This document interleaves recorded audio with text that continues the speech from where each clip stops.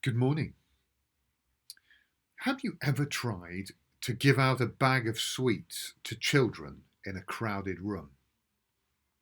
We tried once in a village in Madagascar. It was our first ever food distribution. We were mobbed. We had to fling the bag of sweets in the air and just get out of there. People involved in relief operations know this problem. The problem is that sometimes there's simply too many people and not enough food. The trucks sometimes get looted.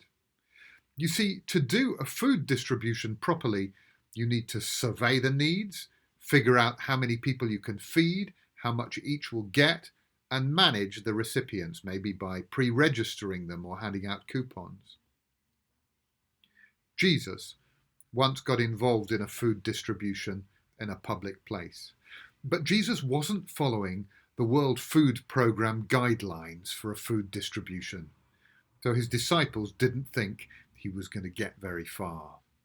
First, there was a huge crowd, 5,000 men, Luke's text tells us. Matthew says 5,000 aside from women and children, so maybe twice that number. And the disciples sensibly surveyed the crowd, and they decided there was just not enough food to go around. Luke chapter 9, verse 13. They said, "There is no more to us than 5 loaves and 2 fishes, if we don't go and buy all the food for this people." In Mark's account, we have an extra detail. The English Standard Version, which is a literal translation from the Greek, reads, "Shall we go and buy 200 denarii worth of bread?" Just in case you don't know how much a denarius is on the foreign exchange, the NIV translates, "That would take more than half a year's wages." The Message paraphrases, "Are you serious? You want us to go and spend a fortune on food?" You see, the disciples had assessed the size of the crowd, and they decided that there wasn't enough to go around, and they were ready to call it off. I mean, you don't start a food distribution in a huge crowd, especially if it's an open space and you haven't got enough to go round. You don't want a riot. But Jesus didn't call it off. He lifted up his eyes to heaven and he prayed. Matthew, Mark, and Luke's accounts all use nearly the same wording, and it bears repetition. Matthew, taking the 5 loaves and the 2 fish, he looked up to heaven and blessed and broke the loaves and gave them to the disciples. Mark writes something very similar. Taking the 5 loaves and 2 fish, he looked up to heaven and blessed and broke the loaves and gave them to his disciples to set before the people. And Luke writes, but taking the 5 loaves and the 2 fishes, having looked up to heaven, he blessed them and broke into pieces and gave to the disciples to distribute to the crowd. Now, I don't want to labour the point, but did you notice those actions that he did? Taking, he blessed and broke and gave. Good. We'll come back to them later. Now, this is not something that you should try at home. Feed a crowd with your packed lunch. We would have run out of food straight away, but not Jesus. And we read in the very next verse, and all ate, and all were filled. An amazing miracle is recorded, because with Jesus there is enough to go around. Division becomes multiplication. It is possible to feed everyone. A colleague of mine from ADRA, the Adventist Development and Relief Agency, told me what happened when he first organised a food distribution for ADRA in Somalia.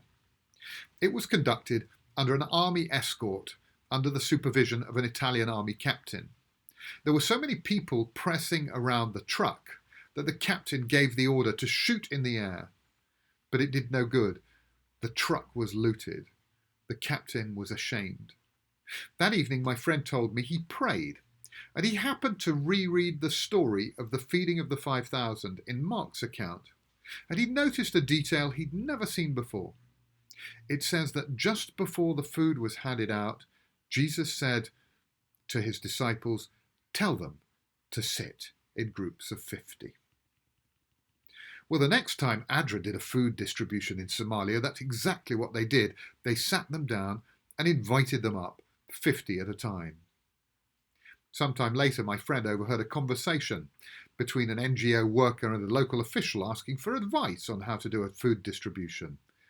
"Go and ask ADRA," came the response. And Luke's account ends. "And everyone ate, and they were satisfied, and 12 baskets of leftover pieces were picked up by them, more than they had started with. 12 baskets, 12 disciples, 12 tribes of Israel. Enough for everybody." But what are we to make of this story? Is it just a picnic outing by the Sea of Galilee? Or is there more to the story than a miracle? You see, in John's Gospel, John calls it a sign, because a sign is more than a miracle. It's more than a magic trick. It signifies something. And after he'd fed the 5,000, John tells us that the crowd wanted to take Jesus by force and make him king, because they saw Jesus' potential. If he could do that, maybe he could feed an army. If he could do that, maybe he could boot the Romans out of our occupied Palestine. But if the people did recognize that Jesus was the Messiah, they did not understand what kind of Messiah Jesus was, because Jesus' mission of liberation was much more ambitious. And so Jesus withdrew to the mountain by himself. Okay, let's think about this. What's this miracle of bread and fish all about? I mean, bread is something we still live on. If there's none in my house, as there sometimes hasn't been during the lockdown, I go a little bit crazy. But we don't just depend on Tesco's or Asda or Morrison's for our bread. Behind the soil and the seed, the sunshine and the rain, back of it all, we depend on our Creator, God. As Jesus instructed us to pray to our Heavenly Father, "Give us this day our daily bread." You see, by multiplying the bread, Jesus was demonstrating God's power. But Jesus was not just interested in bread rolls or baps or cobs, whatever you call them. Maybe you remember what happened when he went 40 days in the wilderness without eating. He was hungry. The devil approached him and tempted him to turn these stones into bread.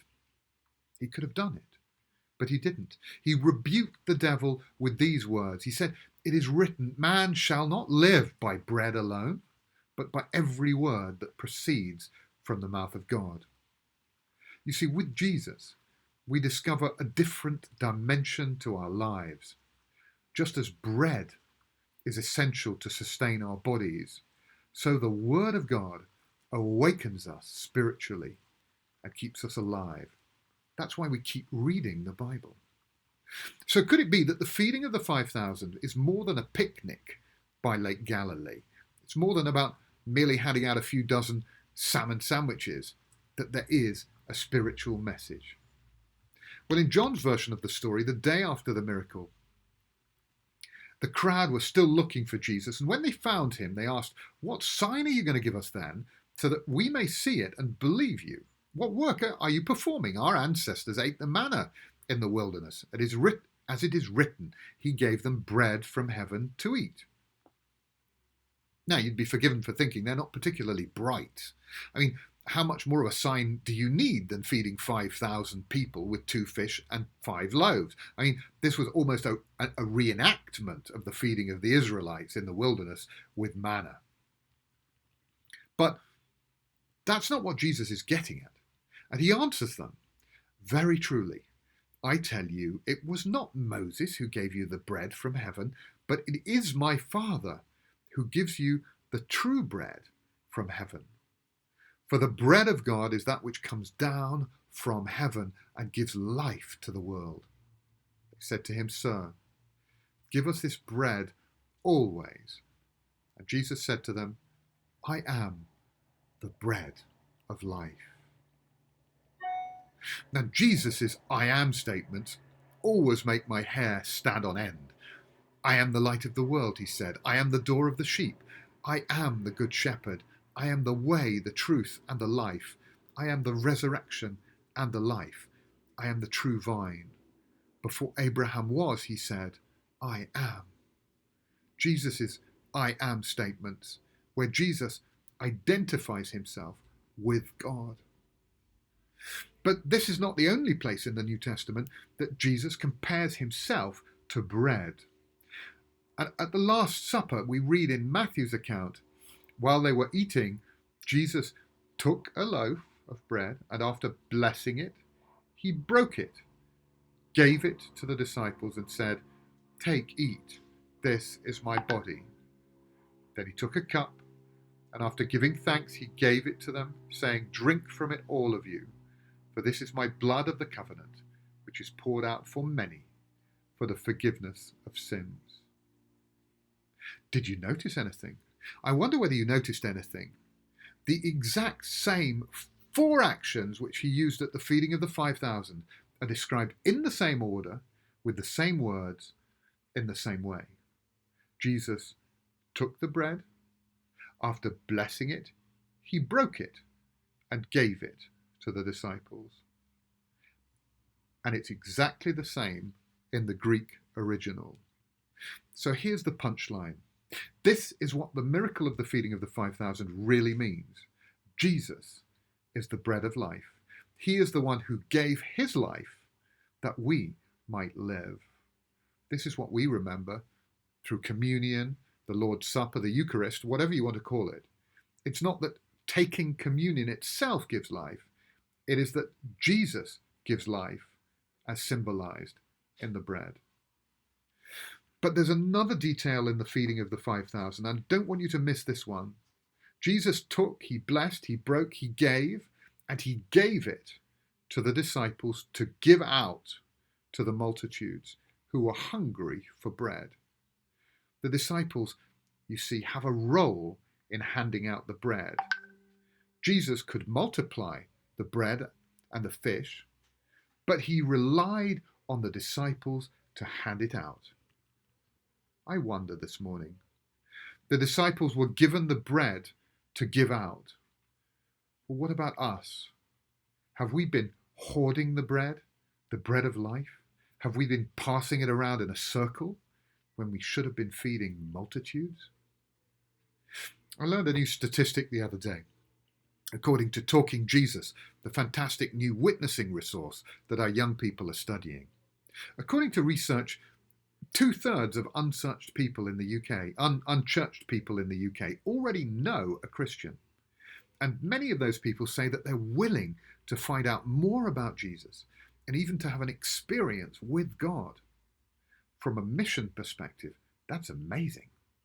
But here's the thing. Only 1% of unchurched people in the UK know a church leader. Jesus said, "Don't rely on me to hand out the bread. You do it." Now, this last 3 months has been traumatic to some in our congregation and disruptive to everybody. But I think that despite the challenges, it has also been a fertile and creative time for what it means to be church and how we can pass out the bread. And maybe it has never been so easy to pass out bread. Jesus said, "I am the resurrection and the life." Jesus said, "I am the way, the truth, and the life." Jesus said, "I am the bread of life." Let us come to Jesus, my friends, and find true life. And let's keep passing out the bread.